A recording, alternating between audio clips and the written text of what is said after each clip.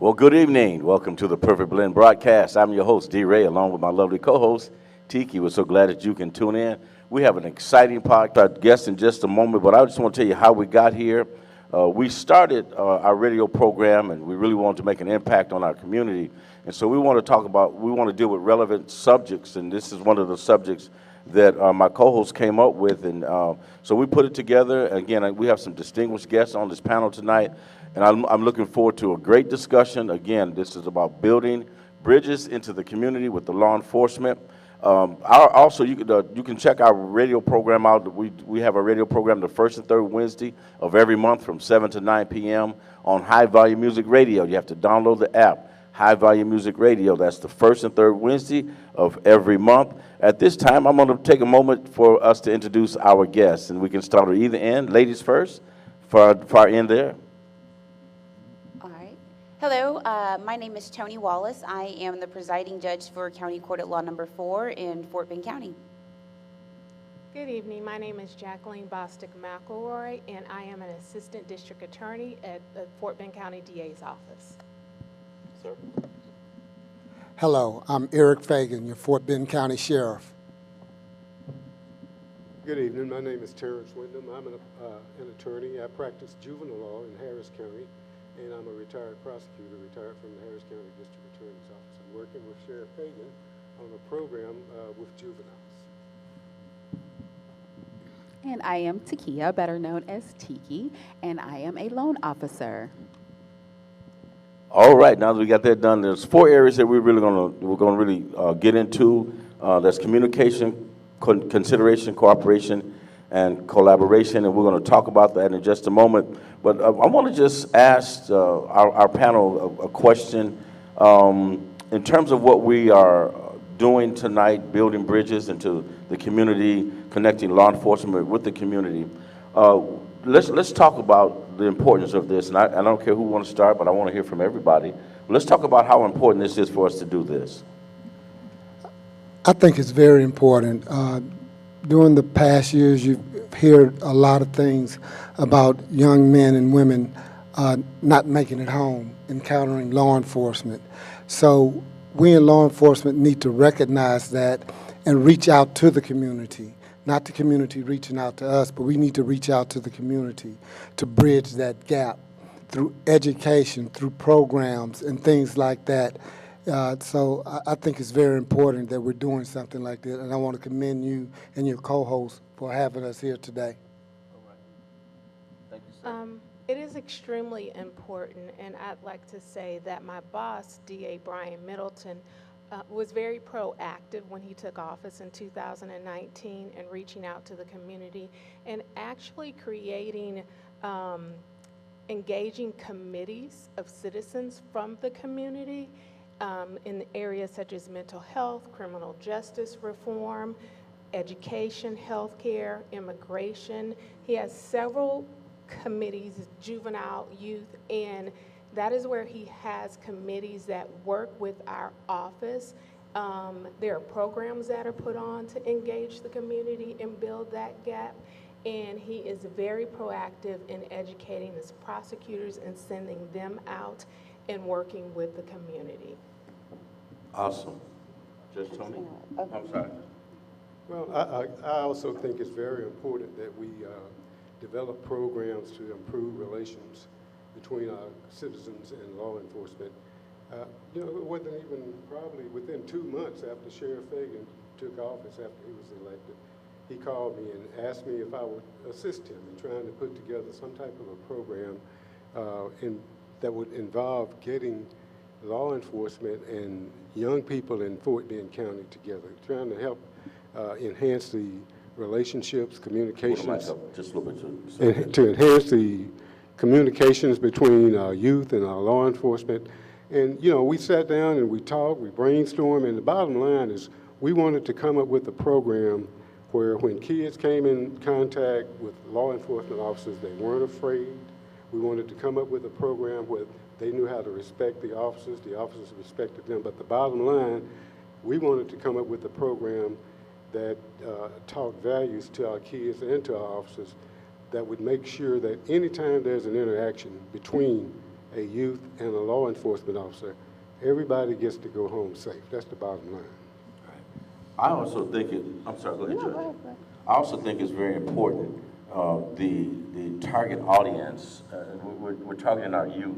And I mean, we don't want to neglect others, but our youth are the ones that's coming up. Those are the ones that we really want to change their perception about law enforcement and vice versa. And so I want to hear from, did you want to comment on the importance? Well, I was just going to add that, in my court, we handle juvenile matters. And so by the time the juvenile gets to my courtroom, they've already had an interaction with law enforcement, most of them. And so the importance of teaching them what their rights are when they interact with law enforcement is just as important as teaching law enforcement what they can or cannot do when they're dealing with juveniles, because those laws are very specific when they're dealing with juveniles. So on the back end, when we are able to use the juvenile justice system to improve those relationships between law enforcement and the youth in our community, it seems like it's backwards, but it actually helps. Judge Tony, you and I spoke when I called, asked you to be a part of this panel, and you shared an incident with me about how a parent misunderstood an incident that happened. Can you share that, please? It's very common that when your child is involved in the juvenile justice system, a lot of parents don't understand how it works, and that's actually a good thing because we don't want parents well versed in it. That means your kid's always cutting up, right? But we have a lot of opportunities and occasions where the parent gets very frustrated because when your child gets a referral, and you'll notice the terminology that I use when I'm talking about juveniles, it's different from adults, and that's intentional. The law is written very intentionally to protect the juveniles. So when I talk about a referral, that's different from an arrest. When a juvenile is referred to the juvenile justice system, the first person that the parent hears from is a juvenile probation officer. And parents are thrown off by that because they say, well, first of all, I don't know what happened. I don't know what incident happened because they haven't gotten all the facts necessarily. And then they say, second of all, my child's not on probation. We don't even, this is not, where's the guilty, innocent, where is that in the process? And so sometimes they have to bring the parent and the child to court, and I use those opportunities to explain to the parent, this is the opposite of what happens in an adult case. In an adult case, you are arrested, sometimes jailed, then you go to court, and then you are put on probation. In the juvenile justice system, when the child gets a referral, the juvenile probation officer is the first person to collect information in that process. And that information that they collect is combined with whatever the offense is and given to the district attorney's office for the district attorney's office to make a charging decision. So that juvenile probation officer is contacting the parent and saying, hey, I need you to come in. We need to talk. And the parent sometimes is very resistant to doing that because they don't know. And which that first step seems to me, as you explained it to me, is really a safety device to not, so that child can understand you have rights. Correct. And these are your rights. And so that's very powerful. I want to, did you have a comment? Okay. I want to start with this question. And then again, these are all open-ended questions. Anybody can answer them. And I want to dialogue around them. What causes conflict between law enforcement officers and citizens in our community? What are some of the things that y'all are seeing out here? I'm sure you're in your court, your DA's office, so there's a plethora of things. So let me say this first. I didn't ask the females to sit to one side and the males to sit to the other side. That's just the way they want to do it, so I just want y'all to know this we're not divided. We are actually one. We function as one. They didn't know I was going to do that. Also, I want to give a shout out to Judge Christian Bucera. He was supposed to be on the panel tonight as well, but he wasn't feeling well, and he said, Pastor, he said, what you are doing is very necessary, so we need to continue to do this. So with that being said, come on, let's talk about some of the conflict, or what causes a conflict between the law enforcement and our citizens. One thing is that we need to let our citizens know why we're stopping them.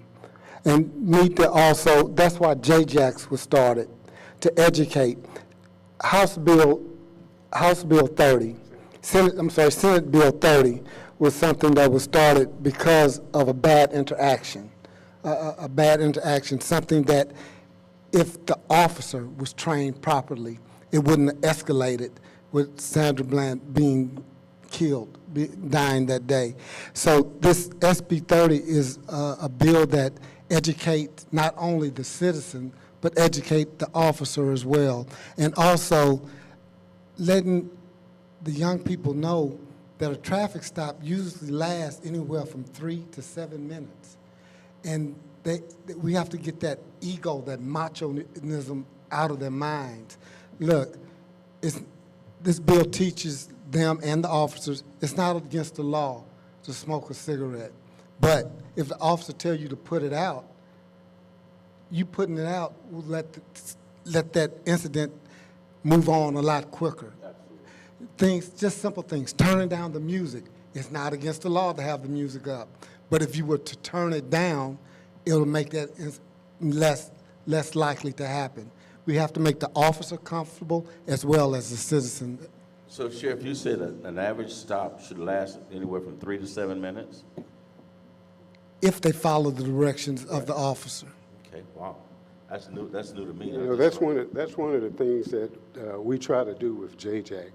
I mean, we've got some primary goals. We got core values that we try to teach the kids. I like the things you mentioned here: communication, consideration, cooperation, collaboration. Our JJAC core values are respect, integrity, collaboration, and honor. And what we try to teach our children is... Terrence, tell them what JJAC actually stands for. JJAC is the Juvenile Justice Advisory Council. It was created by Sheriff Fagan here as a way to enhance community safety in the context of interactions between youth and law enforcement in Fort Bend County. And so we teach these values to our children, but we also try to teach them also to our officers. When Senate Bill 30 was enacted, that was a reaction to the Sandra Bland case. And Senator Royce West out of Dallas was one of the leading senators behind this bill. And what that bill did, it required the TEA, the law enforcement, the Teachers Association, the State Board of Education to come up with a curriculum. And that curriculum is taught to children in school and is taught to law enforcement officers now as they go through police academies. And they're required to learn the curriculum in Senate Bill 7 before they graduate, before you get a driver's license. Now they start with the 9th graders and it follows them on. But officers, when they go to a police academy, they have to take this course. And again, I don't want to take all the time, but the bottom line is that the key goals of this is to ensure that interactions between citizens and law enforcement officers are safe. You ask, well, what do you think causes this thing to get out of control? Sometimes it's the kid. I mean, there's some bad kids who have bad attitudes. Sometimes it's the cops. There's a cop who may wear his badge up here instead of right here where he wants it. And one of the things we try to do is to let everybody know what their roles are and to respect each other. And out of that, hopefully will come a situation where we'll have much better relations between the kids and the cops, and the kids get to go home. They may take the walk to the detention center, but at least they're going to go home, not in a casket. I'm sorry, I didn't mean to take too much. No, you're great. No, you're great. I just have one question. When you do pull a juvenile over, they're already nervous. So how does the officer approach the car to actually come across as not so, what's the word I want to use? Yes, not so brash, to actually calm that juvenile down? Because, I mean, once again, they're already going to be on the defense. So are you teaching the officer how to actually approach the situation to actually make sure that person is calm as well? Yes, that's what Senate Bill 30 is all about, training both sides. But you have to understand, the officer is also nervous. When you have to look at it this way. We pull you over, we see a person run a red light. We're stopping you for that red light. Unbeknownst to us, you may have just committed a felony. You just may have killed someone. You just may have robbed someone. We don't know that. So when we walk up to the car, a lot of people want to say, when you walk up to the car, why do you go sideways and you're facing away and your hand to your gun? It's because the two most dangerous calls for an officer is a traffic stop and a disturbance call. It's not a murder scene, because that already happened. It's not a robbery, because that's already happened. Those two, disturbance and traffic stops, are the two deadliest things for officers. So we're on edge as well.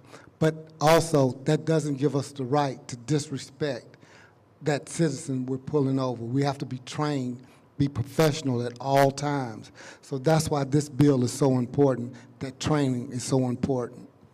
Well, I want to say first, thank you, Terrence and Sheriff, for just being brutally honest. And there's blame to be had on both sides, and Senate Bill 30 is addressing that. And thank you guys for just, just sharing that. And again, the 4 C's that we're working on is communication, consideration, cooperation, and collaboration. What you just talked about was consideration, considering both sides. In other words, we need to put ourselves in y'all's position and say, I want to go home tonight.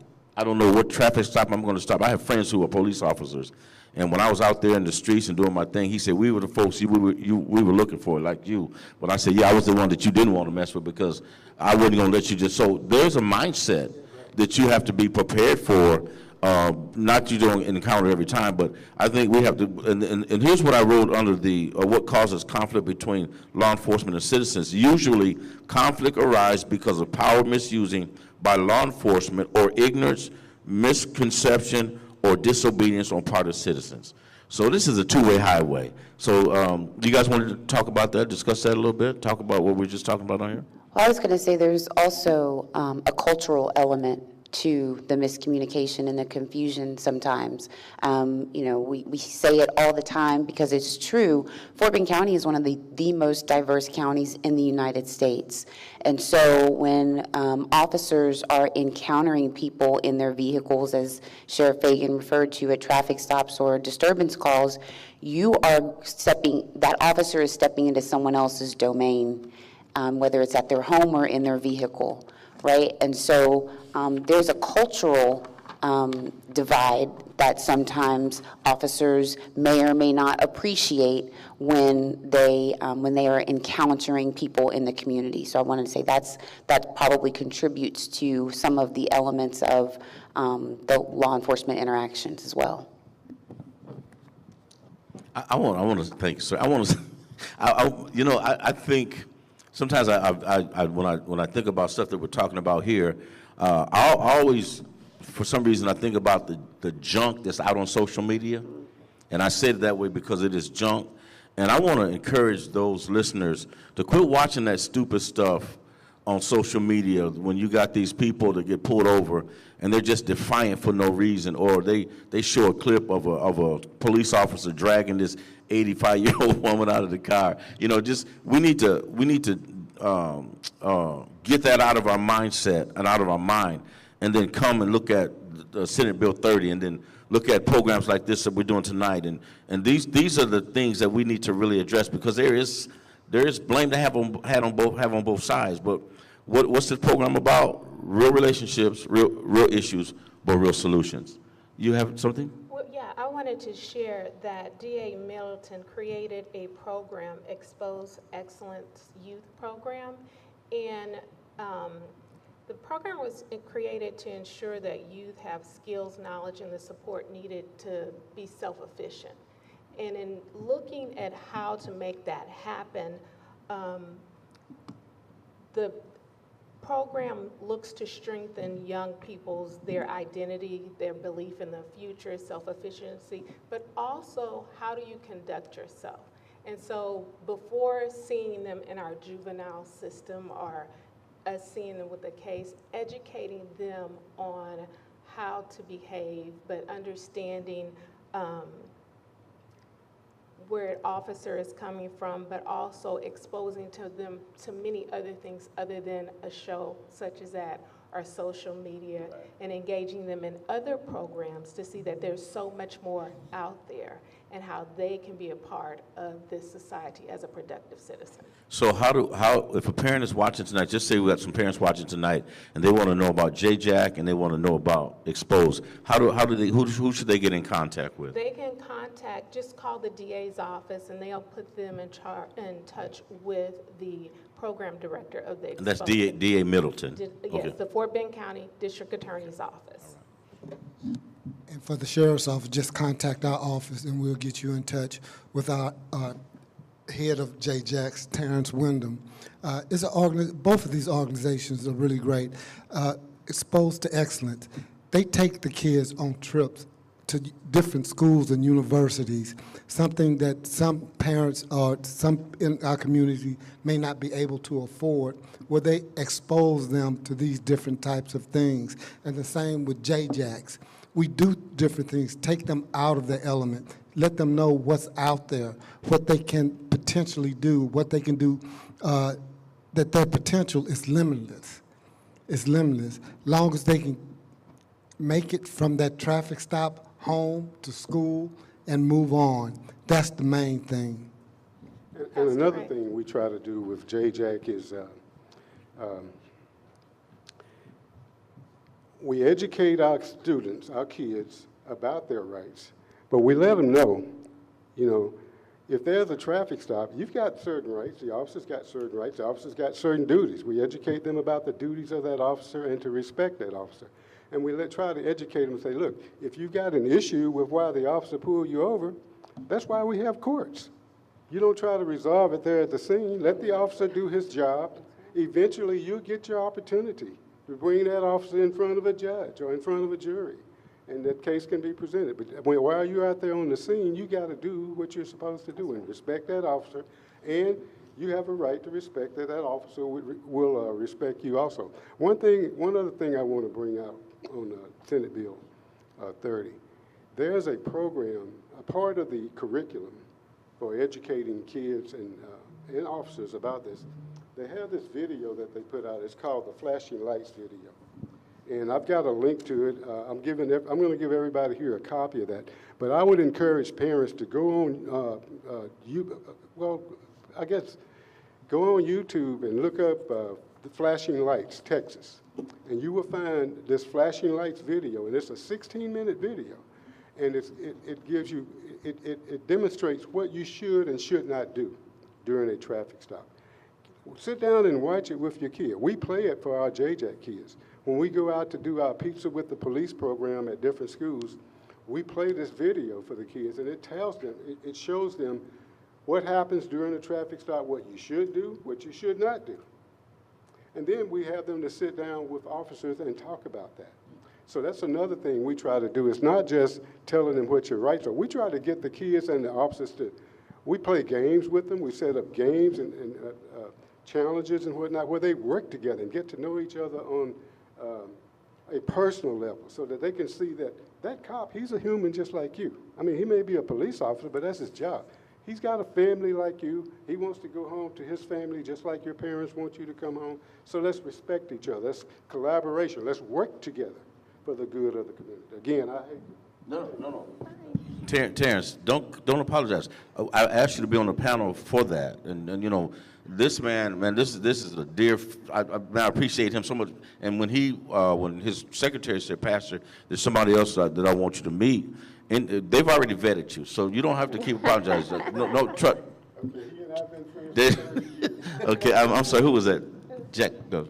So, in addition to teaching the young people those skills, we also have a citizenship academy where we have one for adults, but for our youth, it's on a condensed version where the youth come in and they are educated on this process, not only like a traffic stop, but they are educated on how, if there is a case, their stop, somebody else's stop, anybody in the general community, what happens from start to finish in a case, as well as the various divisions, the ADAs come and speak to them and educate them on that process.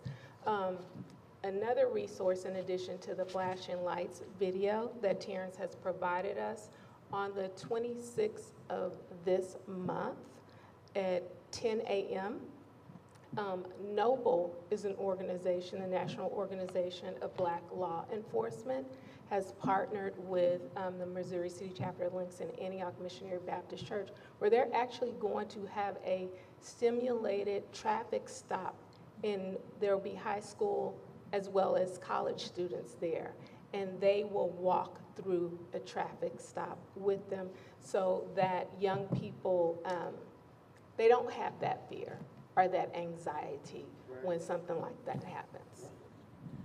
You know, as I'm hearing this, and man, just again, thank everybody for being a part of this. I think, Judge Tony, you were the last person I called, and thank you for, I know you got a family and your husband, and tell them I said thank you. Thank you, dude. I don't know. But the more we talk about it, the more people's mindset begin to change. And that's why I'm learning something. Some of the stuff I didn't know it was available. So I'm just gonna imagine some of the parents, and even what you explained the first time you explained what you explained to me, Judge Tony. I'm like, so I grew up in South Central LA, and when you mentioned probation, yeah, it wasn't no, we gonna try to work this out. Probation meant you're behind, couldn't leave the house, you had to be back before the lights got well. So, but when you explained it, that's that step we want to have so the kids don't get to that where you are incarcerated. So again, I want to say thank you, man, just awesome. So have we exhausted that question? I have another. Go ahead. Just you mentioning the thought of probation, and prior to going to Judge Tony's court, oftentimes, as Terrence mentioned, you have some bad kids. I had the opportunity to work in the juvenile division, and what you will find is a child may have not been diagnosed with a disorder until they have gotten into the juvenile system. They may have been labeled as bad, but they may need some medication to keep them focused, and it is not until they come into this system, and in our office we have the opportunity to offer them different avenues to resolve the case where there's nothing on their juvenile record, and in educating them as well as the parent, and how can we get you these resources. Okay, as we are talking, please constantly interject how they can get in contact with y'all, or all the information, the things that we share, like the flashing lights. So every time just feel free to do that. Go ahead, Judge. I just wanted to add, I've dealing with juveniles that come through my court on a regular basis, and touching on and kind of adding on to what Jackie is saying. When they are in the juvenile justice system and they do get access to that kind of resources with regard to their mental health or even their behavioral health, it's not always a mental health issue. I've often asked, is that issue mental health or is that behavioral? Because some of their issues are not necessarily connected to their mind, it's just how they've been kind of conditioned to behave, right? But I just want us to always keep in mind throughout all of this, when we're talking about law enforcement, when we're talking about kids, when we're talking about interactions, these are human beings. These are human beings, and on any given day, that child could have just gotten a bad grade on their test, and then they're driving home, and then here they're getting pulled over for a stop. And they're interacting with an officer. That officer could have just gotten really bad news on his cell phone, and then they see a traffic stop. Well, it's their job to pull somebody over if they see something that happens wrong. But that frame of mind, they're human beings, and I've had so many young people to come through my court, and I had a girl who was just in my court on Monday crying because she said, "I don't want to act like this. I don't know what's wrong with me. I need help." And she was crying and asking us to help her. So we don't always get that blatant outcry, but sometimes it manifests through their behavior. So we have to be mindful. Law enforcement needs to be mindful. Parents need to be mindful that our kids are crying out for help. And sometimes it requires that they get into the system before they get the help that they need. But programs like EEYP and JJAC will also help to identify those children before they come into the system and hopefully connect them to the resources that they need to get the help that they need. And Judge, listening to you, it makes me think to say this to the parents out there. The juvenile probation departments in the various counties in Texas are a great resource. I mean, I'm telling you, the juvenile probation departments can do so much to help you with the child who's, had gotten into some trouble and help the child. So just because a probation officer is calling you doesn't mean that things are bad.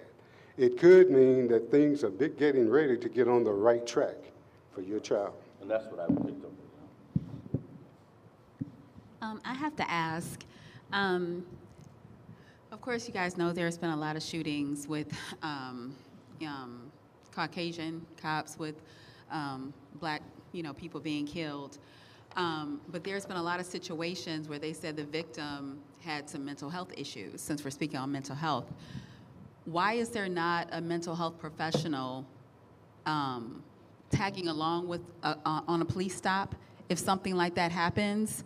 That way they can kind of intervene before anything happens to the victim, before they get killed. Is that something possible? Is that something that they might be setting into play, so that, if they do come across someone who is experiencing mental health challenges, that person can intervene versus the cop assuming something and then taking a life? Yes, but you have to understand, we can't afford to have a mental health professional riding with every officer, and that could be dangerous for that mental health professional. What we do is this. When I became sheriff of Fort Bend County, we had a CIT unit in Fort Bend County, but they were only working day shift. My education as a master's in juvenile forensic psychology, I know mental health doesn't stop at 4 o'clock. It's 24/7. So I think it starts after. So I made it where I doubled the size of that unit. So it'll be a CIT on every ship, 24/7. I also made it available to every law enforcement agency in Fort Bend County if they needed a CIT officer there. Also training the officers. The state mandates that you take so much training in mental health. Well, I've doubled it, or not even tripled it, to make sure that my officers learn that this is something new to law enforcement. It's new to us, but we're learning and getting better.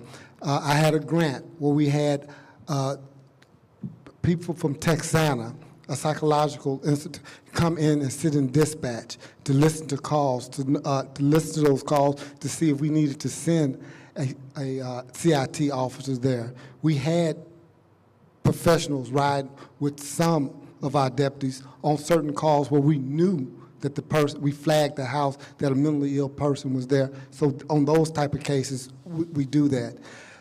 It's so much that can be done, but we don't have the resources to do it. And that's one of the things, thank you, Sheriff. That's one of the things, a couple of things. One, going back to just our 4 C's, the consideration piece is recruitment and retention. So we really have to consider as a society that there are 380 million, I think it's like 380 million people in America, and it's only 1,500 police officers. Somebody told me this, they said, man, you got to do the calculation. So for every so many hundreds of people, there is a police officer. So again, and then if there's a recruitment issue or retention issue, then resources and allocation of funds. And so again, we have to consider that. But I wanted to say this after, that we were talking about just understanding sometimes just the way a day can go. I mentor students, and I've been mentoring students for about the last 7 years. And I had an incident that happened at Willow Ridge High School where they were having a problem with a student who wouldn't take his hoodie off. And they said, Mr. Ray, your success rate is really good. Having come from the hood, I could identify, I could relate to. And so I asked one question. The teachers, they were really in on him and this, so forth and so on. And I looked him in the face and said, man, why won't you take your hoodie off? You ready for this profound answer? He said, because I can't get a haircut. That's what I did, Judge. I'm being honest with you. I said, let me ask you this question. So you're not taking your hoodie off because you need a haircut? He said, yes, Mr. Ray. He said, but when I try to explain to the teachers, they think that I'm got this attitude. And I went into the principal's office, and I sat down, and principal, I said, sir, let me help you out. I said, I will not allow you to badger these students. If you're going to have me on this campus, we're going to have consideration of what's going on. So what I told that young man, I said, I'll tell you what, I'm going to call the barber, and I told him where the barber was. I want you to go in there and get your hair cut. That kid, when he got his hair cut, they didn't have any more problems with him having a hoodie on. Something just that simple. Yeah. Just that simple. And that happens more often than not. And God bless the administrators on school campuses every day. I couldn't do it. But because they deal with a lot of different life stories. These kids are dealing with more than just, I didn't get my homework done. It is, I watched my mom get beat last night. And now y'all want me to come to school and pay attention and focus. My mind is not on that. Some of these kids who say, well, I'm tired, and I put my head down on my desk because I'm tired. Well, why are you tired? Because I worked last night a double shift because I have to help pay the bills in my house. These are the stories that these children have. I had a young man in my court who his probation officer was trying to violate him while he was on his probation, give him a violation. And he said, Judge, he's not doing his homework, the homework that the therapist has given him to do. He's not turning it in, and he's missing his therapist sessions. So I brought the kid in with his parents. I said, what's going on? Mom starts crying. She says, we are unstable in housing right now. We are basically either living out of our car or from couch to couch. And so the workbook that he's supposed to be doing his homework in for this therapist session is in a box in storage, and they can't get to it because they don't know where they're sleeping tonight. And so I looked at the probation officer.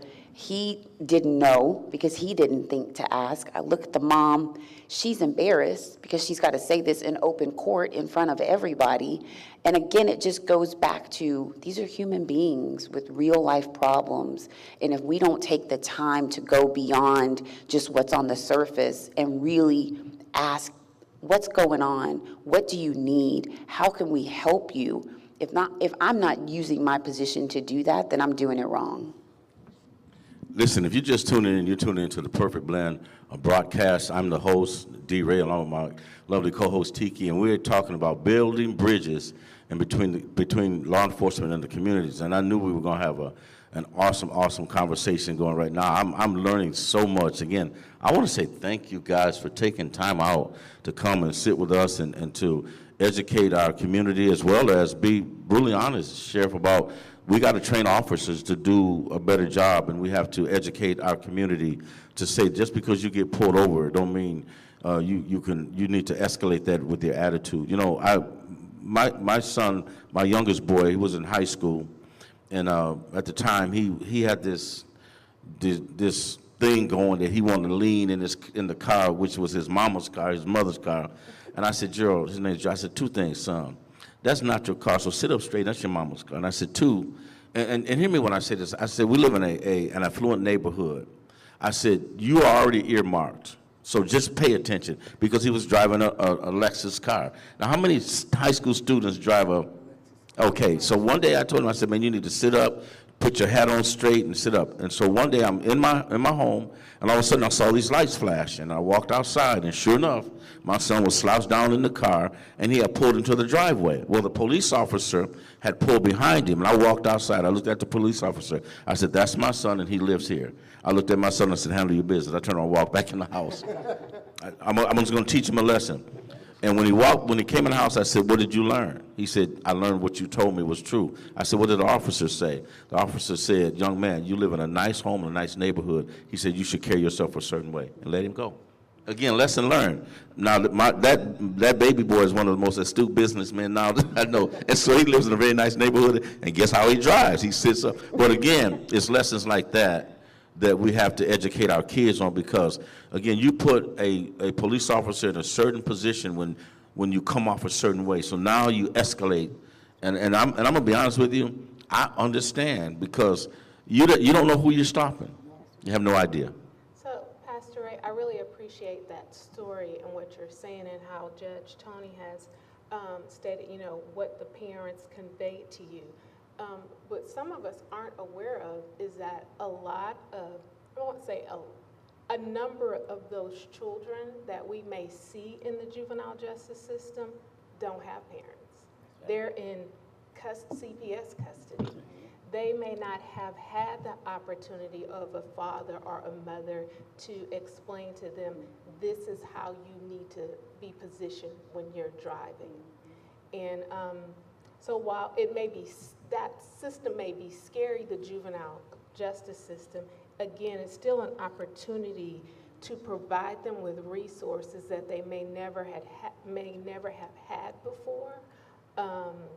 And the collaborations that come in through the juvenile justice system, because it's not just probation, the court, the DA's office, the sheriff's office, we all work together and work with resources to help these young people.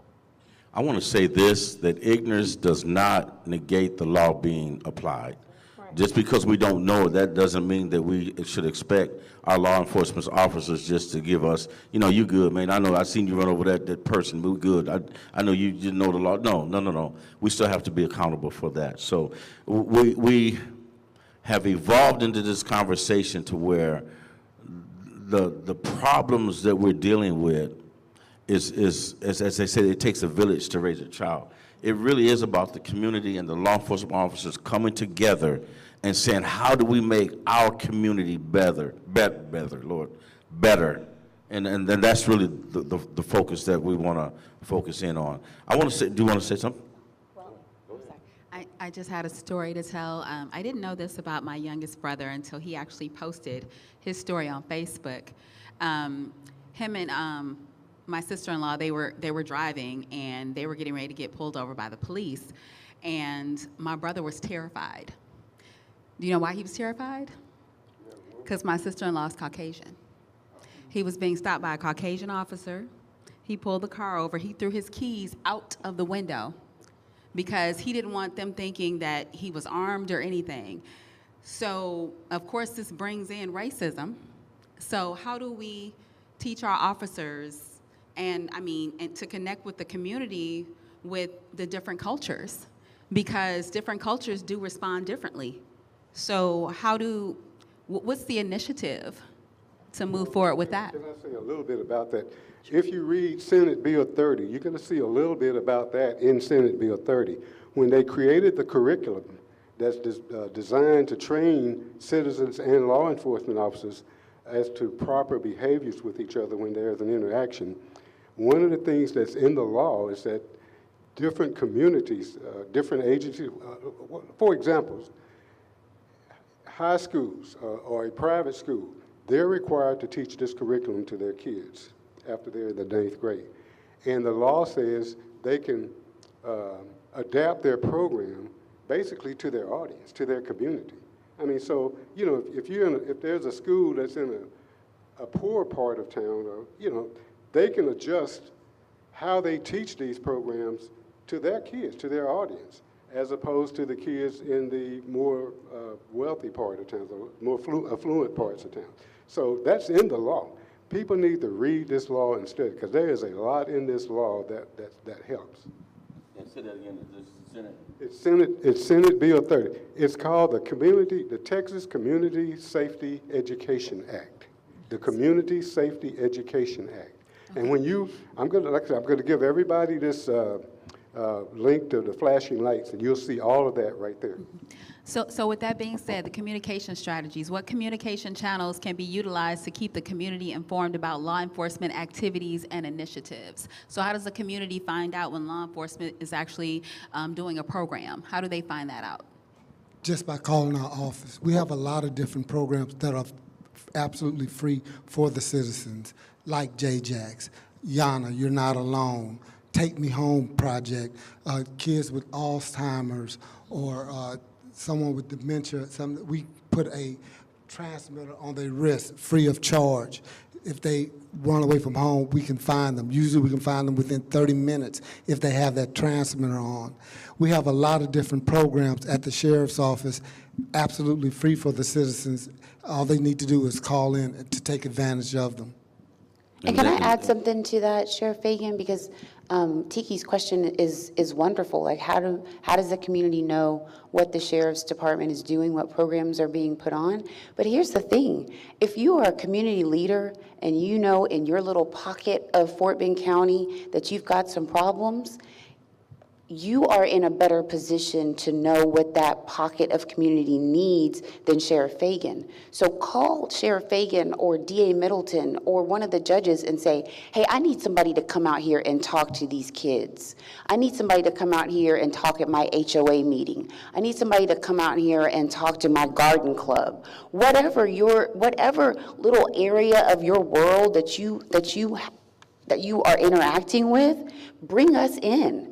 Because we are willing, this is probably the first time in Fort Bend County history that you have had so many on so many different levels, whether it's commissioners, county attorney, district attorney, sheriff's office, judges, who are willing and able and want to engage in the community. That hasn't always been the case, but it is the case now. So if you're out there and you need help, call us. Because when you call us, we're coming.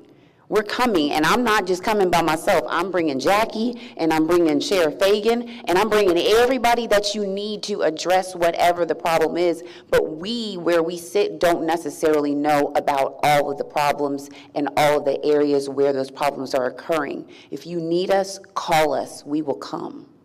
Can I want to say this real quick before you make your comment, is that I'm learning something. I did not know all of this was available. So if I don't know it, and I'm in touch with the community, the average parent does not know it either. So I think things like this podcast here we have to do this more often, because now a lot of parents are saying, wow, I wish I had this when my son was here. But like you said, Judge Tony, it probably wasn't as well known 15 years ago, or the push wasn't as hard because, you know, George Floyd and then this other young lady. These are things that are happening right here in our back door. You know, somebody said they found her body not too far from our church, and I'm like, so I just heard, I didn't even hear about it. As a matter of fact, when we come for your campaign kickoff, sir, they had that. Then I'm like, what's going on? I was oblivious to that, and I'm living in the community. But here's the problem: is usually if it's not affecting me, I'm not connected to it. I'm not connected to it, and so we have to do a better job of let's do instead of do drive-bys, let's do drive-through communities that are underserved, and we see how people are, and then we'll know, okay, so these people are not just faking it. This is, like you said, the lady was living from car to car. Who cares about a test? I don't know where I'm going to get my next meal from. Whereas all of us on this panel, some of our problems have been we already knew what our next meal was coming from. that's been most of our problem. And so again, we are oblivious to that fact. I walked into one of my programs because I mentor kids, and I mentor the underserved kids. I love Ron Reynolds. Representative Ron Reynolds taught me that they're not underprivileged, they're underserved. And so I walked in after Thanksgiving, the Thanksgiving holiday had passed, and I walked in. I said, man, I had a great Thanksgiving. I said, how many of y'all had a great Thanksgiving? I said, man, I was looking for something in my pantry, and and I just kept talking. All of a sudden, one of the kids said, Mr. Ray, you said pantry? I said, yeah. He said, what's that? I had to explain it to him. Another kid said, I hadn't eaten in 3 days. Now all of a sudden, my spirit just fell, because I had lost connection with the kids I was mentoring. That probably was one of the best sessions that I had, because those kids taught me that they were survivors, yet they still come to school that they didn't eat for 3 days. Well, Pastor, let me put something out there for JJ. Parents, kids, anyone who's listening to this podcast, the JJAG meets on the third Wednesday of every month at the Sheriff's Department at 6 o'clock. We usually meet from like 6 to 7. Sometimes it goes a little longer. But we meet on the third Wednesday of each month at the at 1521 Eugene Hyman Circle, That is the Gus George Academy, which is right across from I believe, the Criminal Justice Center, the courthouse is right there in Fort Bend County. We meet there on the third Wednesday of every month at 6 p.m. Our next meeting will be next Wednesday, the 16th of this month. You're welcome to come out and learn more about JJAC and what we're trying to do. Here's another push. On the 25th, JJAC is having, along with the Kids and Cops program, we're having an event for Halloween on the 25th of October, that Friday night, at the at the Justice Center, at the where we meet at the academy. Yes. So you're invited to come out. You're going to bring your kids. You're going to see them in their Halloween costumes. You're going to see some officers in their Halloween costumes interacting with the kids. You should have been out there last year. We had almost 1,000 people out there last year. Kids interacting, playing games with the officers, and let them see you don't have to be afraid of an officer. You know, some of them, you know, even everybody wasn't in uniform. Some of them were in their costumes, just interacting with the kids, but they knew they were interacting with the police officer.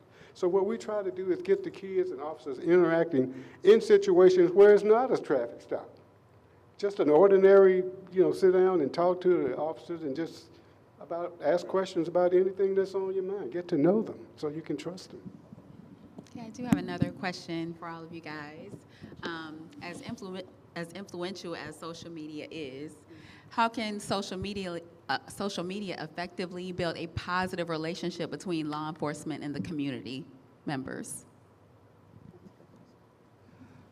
Social media is something that can be helpful, but is also very dangerous the uses of it.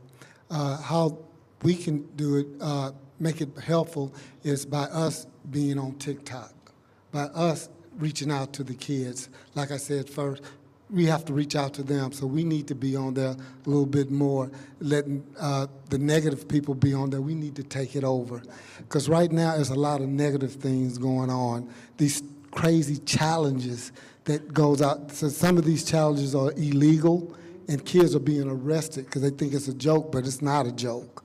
So we have to be very careful when we talk about social media. Social media is a platform that could be very helpful, but also can be very dangerous.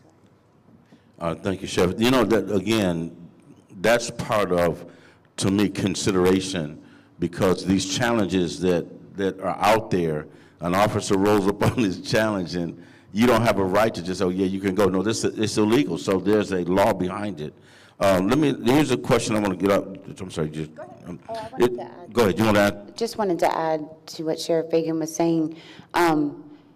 You know, we hear a lot, especially around campaign season, about fact-checking. But, you know, you have the capability of fact-checking yourself.